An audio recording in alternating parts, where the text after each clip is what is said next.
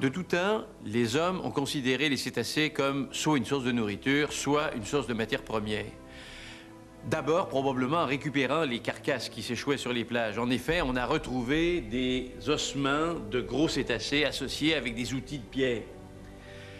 Les os de ces animaux-là pouvaient aussi servir à faire des harpons et qui ont probablement, par la suite, servi à chasser activement les cétacés à partir de petites embarcations d'abord, puis d'embarcations de plus en plus perfectionnées. Les outils d'os, de pierre ont fait la place aux outils de fer, aux harpons plus perfectionnés, plus solides, qui étaient capables d'accrocher plus efficacement les proies.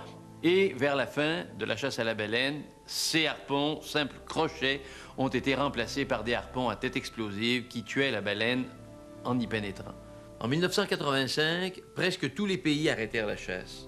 Probablement plus parce qu'elle n'était plus vraiment rentable que par un réel souci de conservation. Quelques pays, comme la Norvège et le Japon, pratiquent une chasse limitée ou dite scientifique au petit rorqual.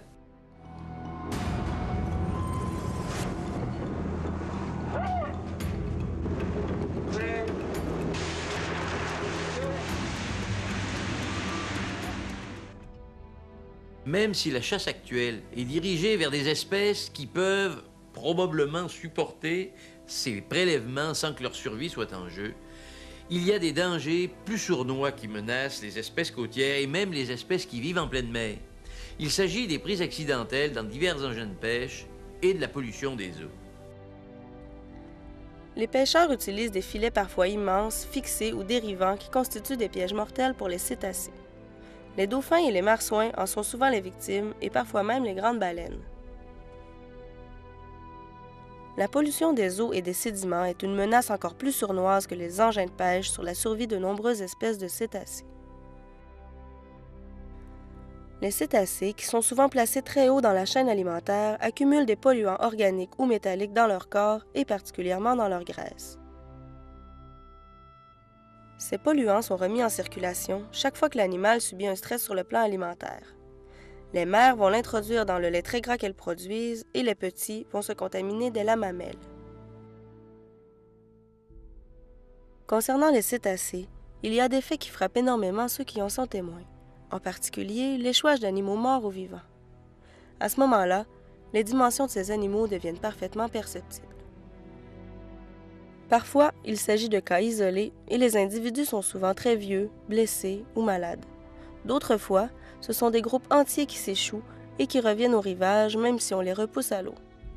Ce sont ces cas qui sont souvent interprétés comme des suicides. Quelle cause peut-on donc invoquer pour expliquer ces comportements? On a parlé d'une désorganisation du système de repérage acoustique, du biosonnaire des cétacés, à cause de la présence de parasites dans leurs oreilles. Il est vrai qu'on trouve souvent des nématodes, vers parasites, dans les oreilles des cétacés, comme on le voit sur cette photo de l'oreille d'un marsouin. On ne peut affirmer cependant que la présence de ces vers affecte suffisamment les animaux qui les abritent pour être responsable des échouages. Cependant, parmi les causes les plus vraisemblables, il y aurait les erreurs de navigation dues à l'inexpérience de certains spécimens ou à des fluctuations anormales du champ magnétique terrestre. Ces fluctuations vont amener des individus à prendre une course qui les amènera dans une zone où la marée peut les coincer ou qui les poussera tout droit vers la côte.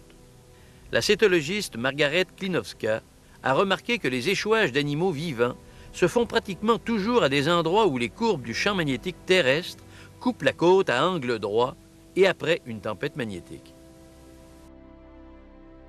Les échouages massifs de globicéphales pourraient s'expliquer par des erreurs de navigation, aidés du comportement d'entraide très développé chez eux. Il suffit qu'un seul animal s'échoue et émette des signaux de détresse pour pousser les autres membres du groupe à venir à son aide et s'échouer à son tour.